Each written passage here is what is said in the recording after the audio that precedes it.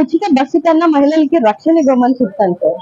ఎక్కడైనా ఏ మహిళ కన్నా ఒక ఒక భరోసా ఉందా, ఒక రక్షణ ఉందా? గంటకి 3 అగత్యాలు జరుగుతున్నటువంటి పరిస్థితిలో ఉండి ఇప్పుడు ఫ్రీ బస్ ఏం చేస్తాం? వీళ్ళే మళ్ళీ ఏమంటున్నారంటే ఆ ఫ్రీ బస్ అవసరమా మీకు, ఫ్రీ బస్ ఎందుకు, మహిళలకు ఎందుకు, ఉచిత పథకాలు ఎందుకు అడుగుతున్నారు అని చెప్పేసి రివర్స్ లో వీళ్ళు మాట్లాడుతున్నటువంటి తీరు చూస్తే, ఆ రోజు ఓట్లు అవసరమయ్యి మహిళలకి ఎన్నో లేనిపోని మాటలు చెప్పి ప్రామిసులు చేసి ఓట్లు వేయించుకొని ఇవాళ ప్రభుత్వంలోకి వచ్చిన తర్వాత Q4 అని చెప్పేసి మీరే మాట్లాడుతారు, మళ్ళీ మేము ఆర్థికంగా బానే ఉన్నారు అని చెప్పేసి మీరు మాట్లాడుతున్నారు అని అంటే, మరి మొక్క ఎలక్షన్ ముందులో తెలియలేదా? అంటే ఓట్లు వేసిన తర్వాత ఇవాళ ఎన్ని అబద్ధాలండి. అబద్ధానికి కూడా ఒక హద్దు ఉండాలి. 40 సంవత్సరాల రాజకీయ చరిత్ర పెట్టుకొని కూడా ఇవాళ అబద్ధాలు ఆడుతున్నటువంటి వీళ్ళ తీరు రాష్ట్రంలో ఉన్నటువంటి 2 కోట్ల మంది మహిళలు చూస్తున్నారు. వాళ్ళకి సమాధానం చెప్పే రోజు మాత్రం డెఫినెట్ గా ఉంది. ఈ రాష్ట్రంలో వాళ్ళు ఇచ్చినటువంటి సూపర్ 6 కదా, ఇవి కాకుండా 143 హామీలు ఇచ్చారు. ఆ హామీలన్నీ నెరవేర్చే పరిస్థితిలో ఉన్నారా వీళ్ళు? అసలు ఫస్ట్ పెట్టినటువంటి సంతకానికే విలువ లేకుండా చేసినటువంటి వీళ్ళు మిగతా అన్ని చేస్తారంటే రాష్ట్ర ప్రజలతో నమ్మకం పోయిందండి. జగన్మోహన్ రెడ్డి గారు అన్నట్టు జూన్ 4న వెన్నుపోటు దినం అని దానికి సపరేట్ గా దినం పెట్టి ఈ వెన్నుపోటు దినం అనేది రాష్ట్ర ప్రజలతో పాటు అందరం కలిపి జరుపుకోవాల్సినటువంటి విషయం. అది సరే నోటి మాటలతో చెప్పడం కాదు అండి.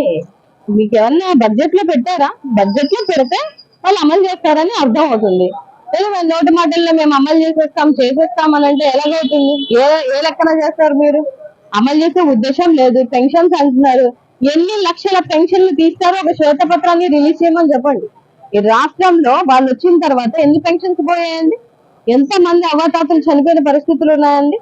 ఆఖరికి వికలాంగులకు ఇచ్చేటువంటి, ఆ దివ్యాంగులకు ఇచ్చేటువంటి 6,000 మీద కూడా మీరు కక్కుతుబెళ్ళి మళ్ళీ వాళ్ళకి బ్లడ్ టెస్టులు అంటే మీ సంపద సృష్టి వీళ్ళ మీదే. వీళ్ళకి ఏం డబ్బులు వస్తున్నాయా?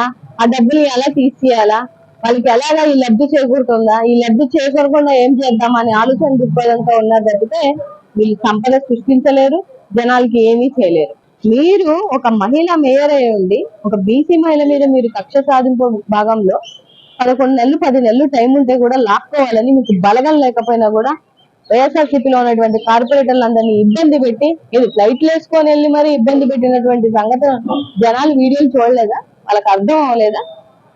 జగన్మోహన్ రెడ్డి గారికి అండగా ఉన్న వాళ్ళు ఎంతో మంది ఉన్నారు. వెళ్ళిపోయిన వాళ్ళు వెళ్ళిపోయారంటే వాళ్ళ ఏమంటారు, వాళ్ళ ఆలోచనకే వదిలేస్తాను నేను. ఏ పార్టీ మీద టికెట్లు తీసుకొని ఏ పార్టీ మీద గెలిచారు, ఎటు వెళ్ళిపోయామనేది వాళ్ళు ఆలోచించుకోవాల్సినటువంటి విషయం తప్ప ఇదే పరిపాలన 4 సంవత్సరాలు ఉంటే మాత్రం రాబోయే రోజులలో ఎలా సమాధానం చెప్పాలి రాష్ట్ర ప్రజలకి బాగా తెలుసు. ఎందుకంటే మనకన్నా చాలా తెలివైన వాళ్ళు. ప్రూఫ్లు అంటే చూపించమనండి, అరెస్ట్ తర్వాత చెప్తారు కానీ. అంటే ఏదో కళ్ళముల్లి పచ్చ మీడియాలో చెప్పినట్టు కాదు కదండి. ప్రూఫ్ ఏంటి? వాళ్ళ దగ్గర ఏ ప్రూఫ్ ఉందో ఓపెన్ ఛాలెంజ్ ఒకటన్నా బయట పెట్టమనండి. ఏమీ లేకుండా కక్షపూరిత రాజకీయంలో ఎవరెవరి పేర్లో పెట్టేసుకొని ఇదే జరిగిపోతుంది. జగన్మోహన్ రెడ్డి గారిని టచ్ చేస్తే ఏం జరుగుతుందో కాంగ్రెస్ ప్రభుత్వానికి బాగా తెలుసు. ఎంతో ఎంతో చరిత్ర ఉన్నటువంటి వాళ్ళే భూస్థాపితమైనటువంటి పరిస్థితులు ఉన్నాయి. ఇవాళ ఏ విధంగా ఆయన అరెస్ట్ చేద్దామని ఆలోచిస్తున్నారు? ఆయన బయట ఉంటే ఆలోచేపు, ఆయన లోపలికి వెళ్తే చెప్తున్నాం కదా వాళ్ళ పరిస్థితి ఎలా ఉంటుందో వాళ్ళ ఊహకే వదిలేస్తున్నాం మేము. ఆర్టికల్ 19 ప్రకారం మాట్లాడే స్వేచ్ఛ ప్రతి ఒక్కరికి ఉంటుంది. ఈవెన్ సుప్రీంకోర్టు కూడా ఇచ్చినటువంటి తీర్పు ఏంటంటే రీసెంట్ గా ప్రభుత్వాన్ని ప్రశ్నించే హక్కు ప్రతి ఒక్కరికి ఉంటుంది. ఓటేసినా ప్రతి ఒక్కరికి ఉంటుంది. అది ఫేస్బుక్ లలో వాళ్ళు పెట్టారు, వీళ్ళు పెట్టారు, వీళ్ళు చేశారని చెప్పేసి చిన్న చిన్న కార్యకర్తల నుంచి ఫేస్బుక్ లో ఉన్నటువంటి ఇన్ఫ్లుయెన్సర్స్ తో సహా అందరి మీద కేసులు. మీరు అన్నట్టుగా మంత్రి గారిని, ఎక్స్ మంత్రి అయినటువంటి రజనీ గారిని ఏ విధంగా ఇబ్బంది పెట్టారో చూడట్లేదు.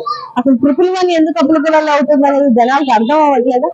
పథకాలు ఏవయ్యా అని అడుగుతుంటే వీళ్ళు చేస్తున్నటువంటి పనులు ఇవి. వీళ్ళు చేసేది ఏం లేదు, అరెస్టులు తప్ప. ఒక సంపద సృష్టి ఉందా? పోనీ ఏ వర్గానికన్నా న్యాయం చేస్తున్నారా? మహిళలకి రక్షణ ఉందా? ఉద్యోగాలు ఇస్తున్నారా? రైతులకి ఏమన్నా భరోసా ఇచ్చేస్తున్నారా? వాళ్ళకి ఏమైనా గిట్టుబాటు ధరలు ఇస్తున్నారా? వాలంటరీ వ్యవస్థ నిర్వీర్యం చేసి అన్ని వ్యవస్థల్ని నిర్వీర్యం చేసి నిలయాన్ని అమ్ముకుంటా పోతా ఒక మీ అమరావతిలో ఉన్నటువంటి భూమి గాలి ఏ భూమి వద్దని ఇంత విశాఖపట్నంలో ఉన్న 99% ఇచ్చినటువంటి చరిత్ర ఎక్కడన్నా ఉందా? ఏం చేశారని ఈ 1 year లో వీళ్ళు చెప్పుకుంటున్నారు ఏంటంటే మంచి ప్రభుత్వం మాది అనేది. మీకు మీరు చెప్పుకోవడం కాదు, జనాలు చెప్పాలి మంచి ప్రభుత్వమా కాదా అనేది. డెఫినెట్ గా మీరు మంచి ప్రభుత్వమా కాదా అనేది డిసైడ్ చేసే రోజు అయితే మాత్రం వస్తుందని మేమందరం కూడా వెయిట్ చేస్తాం.